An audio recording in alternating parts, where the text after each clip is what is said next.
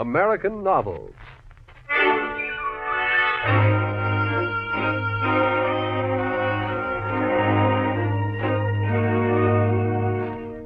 Universally acclaimed as one of the superb tales of the sea is the story of a great white whale and of Captain Ahab's fatal monomania in pursuing it. The NBC University of the Air presents an episode from Herman Melville's classic Moby Dick as the first in a new series in which we will bring you The Scarlet Letter, The Luck of Roaring Camp, Tom Sawyer, and many others as American Novels.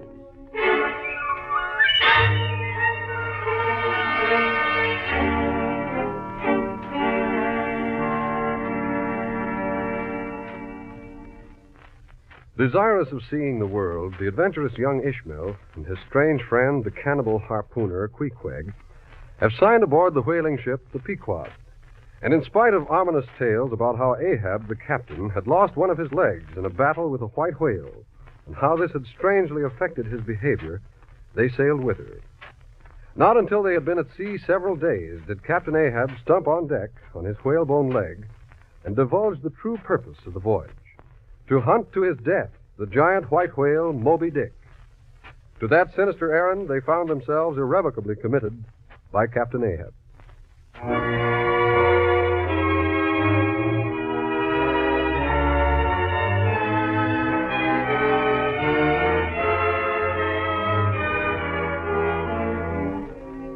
Call me Ishmael, mateys.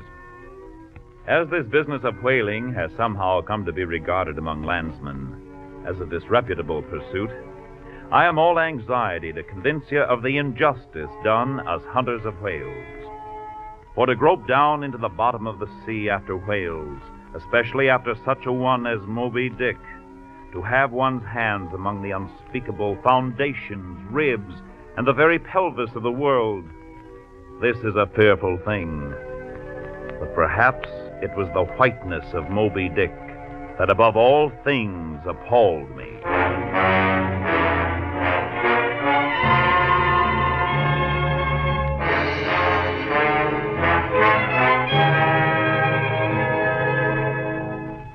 As I watched Captain Ahab stand his ceaseless vigil by the bulwarks, I wondered what must be the thoughts fermenting in his tortured brain. Were the frigate's anchors for my bridle bits and harpoons for spurs, would I could mount that whale and leap the topmost skies, to see whether the fabled heavens with all their countless tents really lie encamped beyond my mortal sight. Well, I am Ahab. What I've dared, I've willed, and what I've willed, I'll do. Starbuck thinks me mad, but I'm demoniac. I am madness maddened. And though the white whale Moby Dick should turn up his wrinkled brow off the Persian Gulf or in the Bengal Bay or the Yellow Sea, or in any other waters haunted by his race, I'll rush unerringly to him, and naught's an obstacle. Death to Moby Dick!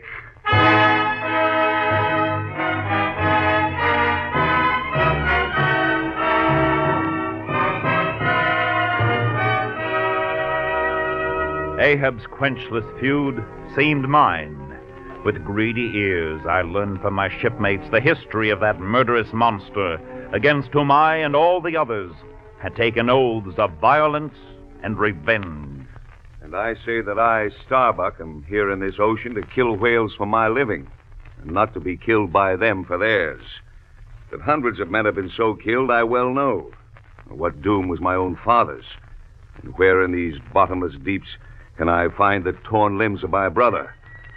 But mark ye, shipmates, of all whales, Moby Dick is the most dangerous. A white whale. Do you mark that, mate? Look you, there's something special in the wind. Ahab has that's bloody on his mind. Did you hear that noise, Kabako? What noise do you mean? There it is again, under the hatches. Don't you hear it? A cough. It sounded like a cough. Cough me eye. Pass along the bucket. There again. There it is. Sounds like 2 or 3 sleepers turning over. Caramba, have done, shipmate, will you? It's the 3 soaked biscuits you eat for supper turning over inside of you, nothing else. Look to the bucket. Say what you will, Kabako. I've sharp ears. Aye, you are the chap that heard the hum of your old lady's knitting needles 50 miles at sea from Nantucket. You're the chap. Grin away. We'll see what turns up. But I'm saying there's somebody down in the afterhold that hasn't yet been seen topside. And I bet your old mogo Ahab knows something of it, too. What do you think, Chips? That's against my principles. Think not is my 11th commandment, and sleep when you can is my 12th. But if it's of Moby Dick you're getting nervous, I have seen him. Look at his hanging lower lip. What a huge sulk and pout is there. A sulk and pout, by carpenter's measurement, about 20 feet long and 5 feet deep. Hey, a sulk and pout will yield you some 500 gallons of oil and more. Am I right, Mr. Starbuck? You're right, Chips. Aye. But I say, look at his forehead. The sharpest lance darted by the strongest human arm only rebounds from it. It's as if the forehead of Moby Dick is paved with horses' hoofs. Aye. He'll be the death of us.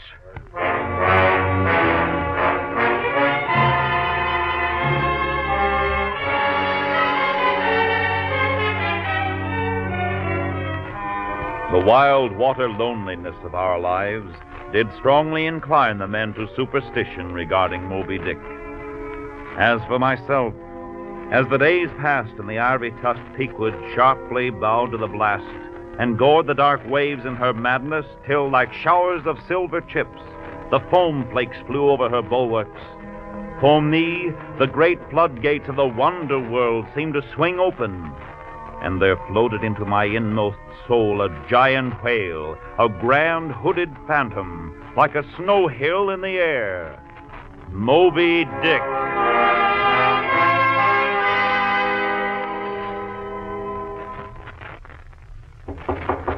Come in. What do you want, Starbuck? Will there be any change in the course, sir? What's the wind? Northeast by east, sir. As you perceive, I've been consulting my sea charts. Where do you think Moby Dick spouts today, Mr. Starbuck? No one could possibly know that, sir. I'm not so sure of that, Starbuck. Time and tide flow wide, Captain. And the hated whale has the whole round, watery world to swim in. Aye. Their unrecorded names and navies rust, and untold hopes and anchors rot. Where in her murderous hold this frigate Earth is ballasted with bones of millions of the drowned. There in that awful waterland is Moby Dick's familiar home. Nevertheless, we shall find him. But how, sir? For some months, Starbuck, I have been making an elaborate migratory chart of the sperm whale. Look here. Here are the 4 oceans of the world with all their currents and eddies. Yes, sir. And here I have penciled in the various tides and currents, thereby calculating the driftings of the sperm whale's food. Dost thou understand? I think I do, sir. Good. Now, by referring to the regular seasons for hunting the sperm whale in particular latitudes, we can arrive at a surmise approaching to certainty concerning the likeliest day and upon what feeding ground to search for our prey. But Moby Dick, sir, may not necessarily return to the same grounds twice. Aye, but I have reduced possibilities to probabilities by consulting the old log books of 100 whaling ships. Look, see, these areas shaded in red are his places of long abode, Starbuck. I know his habits as I know my own. So it is not so absurd and hopeless a task, after all, to seek out one solitary creature in the unhooped oceans of this planet. Aye, Starbuck, though this Leviathan comes floundering down upon us from the headwaters of the eternities, and rearing upon the topmost crest of the equatorial flood, spouts his froth defiance to the skies. Mine is the harpoon that will make him spout thick blood. Perhaps, sir. No, not perhaps, but absolutely. Change the course at 4 bells in the second dog watch and make it southwest for south. Leave me to my calculations. They at least give me pleasure. Yes, sir. Tell the lookouts and the mastheads to skin their eyes for a white whale, for white water. If they see but a bubble, sing out. Aye, aye, sir. Some certain significance lurks in all things, else all things are little worth, and the round world itself but an empty cipher, except to sell by the cartload to fill a morass in the Milky Way. The golden coin offered by Ahab to the first to sight Moby Dick was of purest virgin gold, raked somewhere out of the heart of gorgeous hills, and though now nailed to the mainmast, yet untouchable and immaculate to any foulness, it still preserved its Quito glow. Days, weeks passed, and under full sail the ivory Pequod swept on into the Pacific, that rolling of the midmost waters of the world, the tide-beating heart of the earth. And then, one transparent blue morning, when the long burnished sun glade on the water seemed a golden finger laid across them, enjoining some secrecy, high aloft in the cross trees, Rokovoko cried out,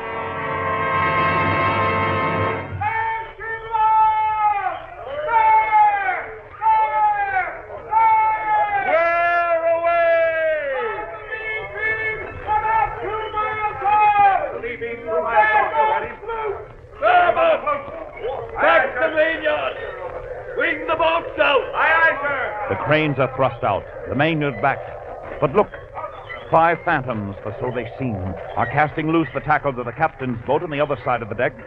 Look, Mr. Starbuck. Where'd they come from? From below hatches. The ones I kept hearing, they're Chinamen. Yes, stowaways, and Ahab's boatmen. The figure standing by the boat's prow is tall, with one white tooth evilly protruding from its steel-like lips.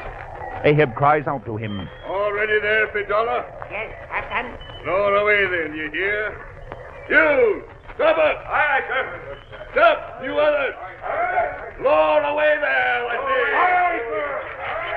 say! With a swift rattle of blocks, the boats are striking the water. Hardly do they pull out from under the ship's lee, when Ahab's boat pulls round under the stern, rolled by its sinister-looking crew. Pledge yourselves! Give way, all poor folks! Now stop it! Pull out fore to leeward! It isn't Moby Dick, but get him anyway! Aye, aye, sir. Lay back on the oars, men. There again. There she blows ahead, boys. Lay back. They're off. Starbuck in the lead. Pull, my fine hearts alive. Pull. Why don't you break your backbones, my boys? What is it you stare at? Those chaps in yonder boat? There are only 5 more hands come to help us someday against Moby Dick himself.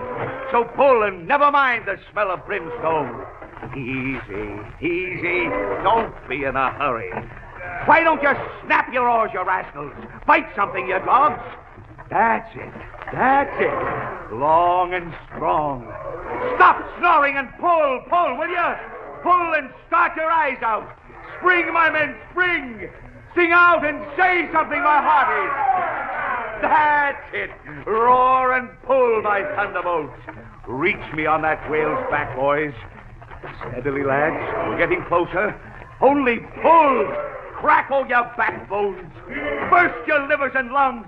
Give them the long and strong stroke. Raise the buried dead perpendicular out of their graves. Pull. Who's dropped an anchor overboard? Will you spit fire or not? Pull! Furthest to windward, Ahab's tiger yellow crew seems of steel and whalebone. Like 5 trip hammers, they rise and fall with regular strokes of string. What's happened? Ahab at the steering oar of his boat suddenly fell to one knee, and his rowers stopped. They're out of it. But not Starbuck. He continues to chase the whale, running dead to leeward. Every man look out along his oars. Now, Queequeg, stand up. Aye, sir. With a bound, Queequeg springs to the bow, harpoon quivering in his hand.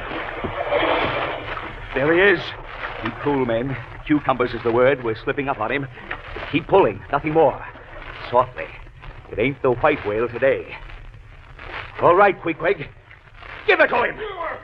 He's hit it. Turn all. Wet the line. Wet the line. He's rushing. Every man clings to his seat as they shoot forward, pulled by the whale. Hurrah! This is the way to sail. Every keel a sunbeam. Call in. Call in. All hands are pulling the boat up to him, while yet they are being towed on. Now they're closer. Queequeg shoots dart after dart into the flying monster. Pull up. Pull up. Red tides of blood pour from all sides of the monster. His tormented body rolls not in brine, but in blood which bubbles and seethes. Now he spouts. Again. Again. Jet after jet of white smoke agonizingly shoot from the whale's spout hole. Once more, Queequeg. The whale surges from side to side, dilating his spout hole with sharp, cracking, agonized breaths. Red gore shoots into the air and runs dripping down the whale's flanks. His heart has burst. He's dead, Mr. Starbuck. Yes, Queequeg. His pipe is smoked out.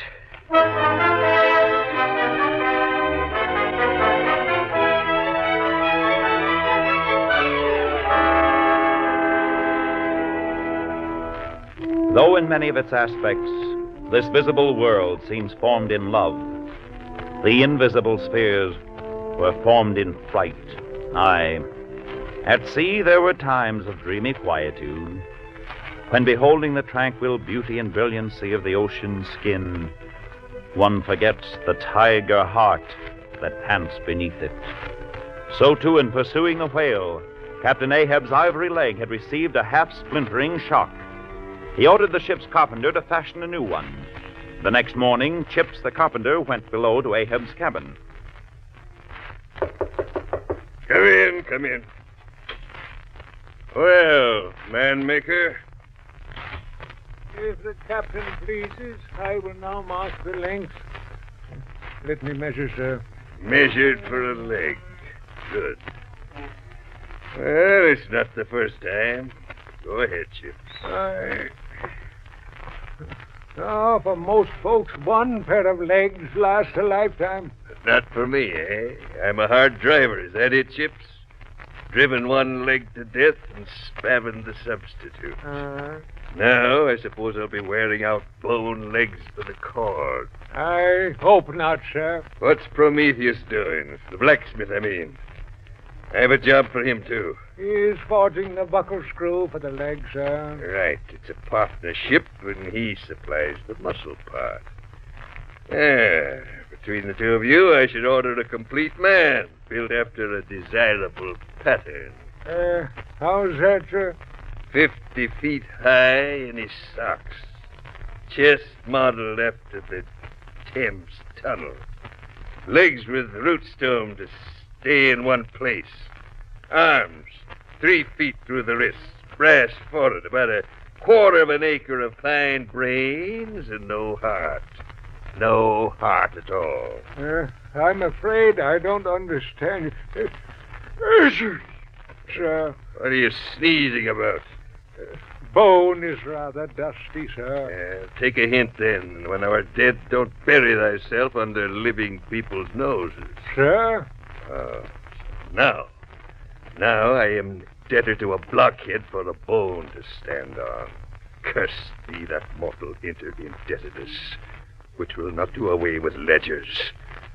I would be free as air, and I'm down in the whole world's books. You finished that measuring? Aye, sir. Come in. Come in, Starbuck. How long before the leg is done, carpenter? Perhaps an hour, sir. Well, bungle away at it then and bring it to me. Yes, sir. Thank you, sir. Tell the blacksmith to report to me and close that door after you. On deck. Be gone. Aye. Well, what do you want this time, Starbuck? We've been pumping the ship, and oil in the hold is leaking, sir. We must up the oil casks and break them out. Heave to here for a week to tinker a parcel of old hoops? Either do that, sir, or waste in one day more whale oil than we may make good in a year. What we come 20,000 miles to get is worth saving, sir. Aye, so it is. If we get it. I was speaking of the oil in the hold, sir. And I was not speaking of the oil in the hold, sir. Begone. Let it leak. Excuse me, sir. I'm all a leak myself, Starbuck. Leaks in leaks. Not only full of leaky casks, but those leaky casks are in a leaky ship myself. And that's a far worse plight than the Pequod's, man. Because I don't stop to plug my leak. For who can find it in the deep-loaded hull, or how hope to plug it even if found in this life's howling? Starbuck, I'll not have the casks hoisted. What will the owners say, sir? Let the owners stand on Nantucket Beach and out-yell the typhoons. What cares Ahab? Owners. Thou art always prating to me, Starbuck, about those miserly owners as if the owners were my conscience. But look here. The only real owner of anything, Starbuck, is its commander. And hark ye, my conscience is in this ship's keel. A better man than I might well pass over in me, sir. What he would quickly enough resent in a younger man. I, and a happier one, Captain Ahab. Dost thou then so much as dare critically to think of me? Shall we not understand each other better than hitherto, Captain Ahab? There is one God that is Lord over the earth, and one captain that is Lord over the Pequod. On deck. Very well, sir. Thou hast outraged, not insulted me, sir. But for that I ask thee not to fear me. Thou wouldst but laugh. But let Captain Ahab beware of Captain Ahab. Beware of thyself. What's that? Ahab. Beware of Ahab. Well, there's something there. Wait. Very well, Starbuck. Furl the topgallant sails and close reef the topsails fore and aft. Back the mainyard. Up with the casks and break out in the main hold. Very well, sir. That'll be the blacksmith. Let him in. Yes, sir. Come in, Perth. Thank you, Mr. Starbuck. Well, come over here. Don't stand there trying to forge a smile. Aye, sir. You sent for me, sir? In no paradise myself, I'm impatient of all misery in others. But it's not mad. Tell me, an old pike head with seams and dents in it, canst thou make it all smooth again, blacksmith? I think so, sir. And I suppose thou canst smooth almost any seams and dents, never mind how hard the material is, eh? All seams and dents, but what? Look here, then. Canst you smooth out a seam like this across and down my skull? Because if so, glad enough would I lay my head upon thy anvil and feel thy heaviest hammer between my eyes. Answer. Canst thou smooth this seam? That is the one, sir. Said I not all seams and dents, but one? Aye, blacksmith.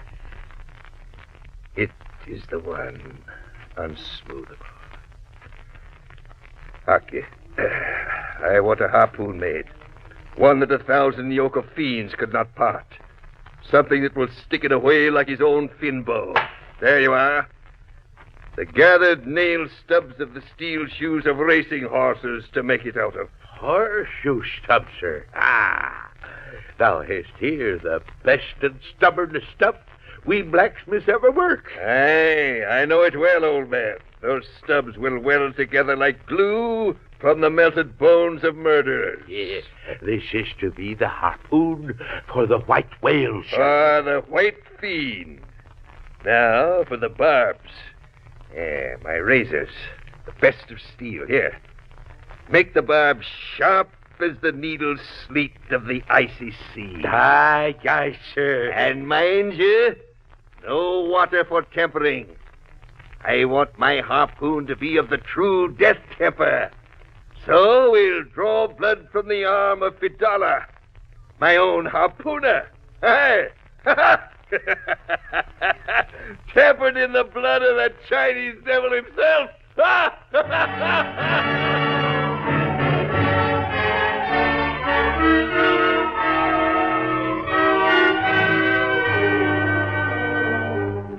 So the leg was measured, and the harpoon was made and tempered, and the whole world boomed before the wind as we swept across the robust and manlike sea that heaved with long, strong, lingering swells as Samson's chest in his sleep.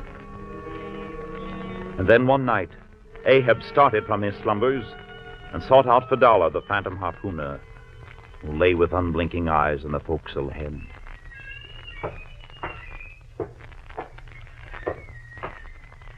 Fedallah. Here, Captain. I've dreamed it again. Of the hearses? Aye, the hearses. Have I not prophesied, Captain, that neither hearse nor coffin can be thine? Aye, but who is put in a hearse that dies on the sea? I prophesied that ere thou couldst die on this voyage, 2 hearses must be seen by thee on the sea. The first not made by mortal hands, and the visible wood of the last one must be blown in America. Strange sight, that. A hearse floating over the ocean with the waves for pallbearers? Ha! Such a sight will not soon be seen. Thou canst not die till it be seen, Captain. Fedallah, what was that saying about thyself? Though it come to the last, I shall still go before thee, thy pilot. Aye, and when thou art so gone before, if that ever befalls, then ere I can follow, thou must still appear to me to pilot me still. Was it not so? Yes, Captain. Well then, my pilot, that makes 2 pledges that I shall yet slay Moby Dick and survive it. Hemp only can kill thee. Hemp? The gallows, you mean? Ha! I am immortal then, on land and on sea. Immortal on land and on sea. Death then to Moby Dick.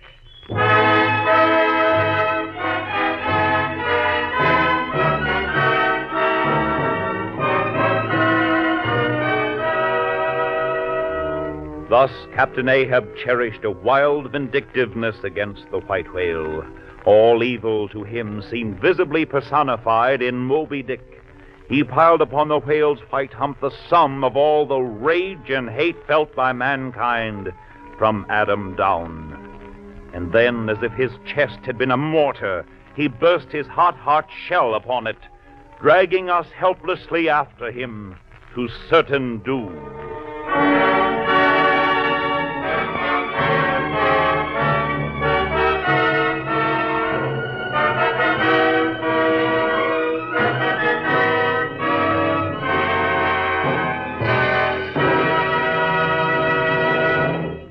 You have just heard an episode from Moby Dick by Herman Melville, as one of the best of America's novels brought to you each week by the NBC University of the Air. Next week, American Novels will present Nathaniel Hawthorne's novel of Old Salem, The Scarlet Letter. Remember that these and countless other great books are to be had in your local public library.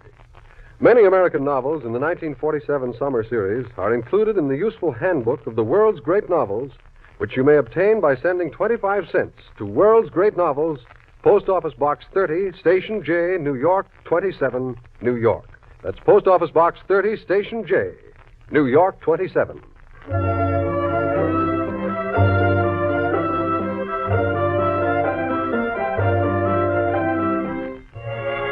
Moby Dick was adapted for radio by Frederick Schlick. The music was composed by Emil Soderstrom, and the orchestra was directed by Bernard Berquist. The entire production was under the direction of Homer Heck. Ishmael was played by Everett Clark, Captain Ahab by Jess Pugh, and Starbuck by Donald Gallagher. Others were Kurt Kupfer, Cliff Norton, Arthur Peterson, Bob Smith, and Cliff Sabir. This is Hugh Downs. This program came to you from Chicago and has been a presentation of the National Broadcasting Company and its affiliated independent stations. This is NBC, the National Broadcasting Company.